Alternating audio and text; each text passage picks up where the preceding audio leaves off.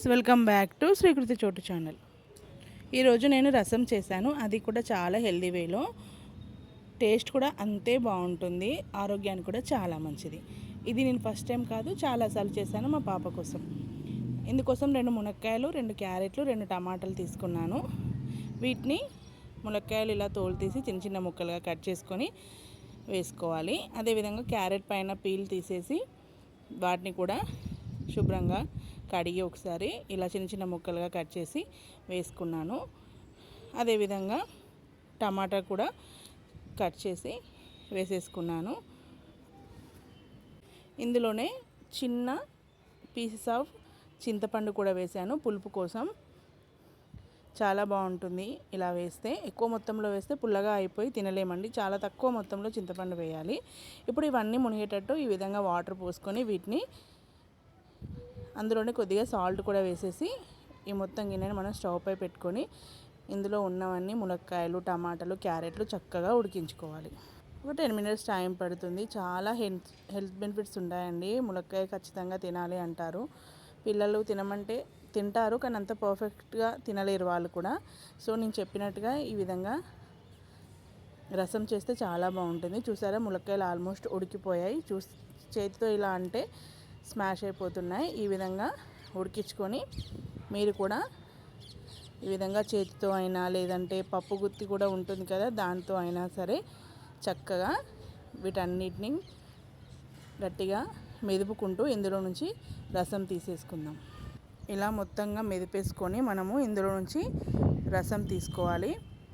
ఇది కొంచెం టైం పడుతుంది, ఎందుకంటే మునక్కాయలో అంతా పుల్లలుగా ఉంటుంది కదా, తీయడానికి టైం పడుతుంది. ఎంత గట్టిగా ప్రెస్ చేసినా అందులో ఉడికింది కాబట్టి చిన్న చిన్నగా చాలా షార్ప్గా ఉంటాయి. పిల్లలు తినేటప్పుడు అదంతా కుచ్చుకపోతుంది. ఎంత మనము ప్రెస్ చేసి తీసినా సరే అందులో ఉంటుంది. సో దీని అంతటిని మనము స్ట్రెయిన్ చేసుకుందాం. ఈ విధంగా స్ట్రెయిన్ చేసుకున్న తర్వాత ఆ పైన ఉన్న పిప్పిని కూడా గట్టిగా మెదుపుకుంటూ అందులోకి ప్రెస్ చేస్తూ ఆ ఉన్న రసాన్ని మొత్తం తీసేసుకోవాలండి. ఇది ఒక్కటి కొంచెం టైం టేకింగ్, ఇంతే అండి. మనం మొత్తంగా తీసేసుకొని ఈ రసాన్ని మనం పక్కన పెట్టేసుకుందాం. అంతేకాకుండా ఒక 6-7 నల్ల మిరియాలు, ఒక 4 వెల్లుల్లి రెబ్బలు తీసుకొని వీటిని కచ్చాపచ్చాగా దంచి పక్కన పెట్టేసుకోవాలి. ఇప్పుడు స్టవ్ పై కడాయి తీసుకొని అందులో 4 టేబుల్ స్పూన్ల ఆయిల్ వేసి, ఆయిల్ లేదంటే గీ వేసినా బాగానే ఉంటుంది. నేనైతే ఆయిల్ వేసాను. ఈ ఆయిల్ హీట్ అయిపోయిన తర్వాత ఇందులో నార్మల్గా మనం పోపు వేసుకున్నట్టు జీలకర్ర, ఆవాలు, అదేవిధంగా మనం ఇంతకుముందు కచ్చాపచ్చాగా దంచుకున్న వెల్లుల్లి, నల్ల మిరియాల పేస్ట్ వేసి ఒకసారి కలిపేసుకొని ఇందులోనే ఒక 4 పచ్చిమిర్చి ముక్కలు, అదేవిధంగా ఒక 2 ఎండుమిర్చి ముక్కలు కూడా వేసి బాగా ఫ్రై చేసుకోవాలి.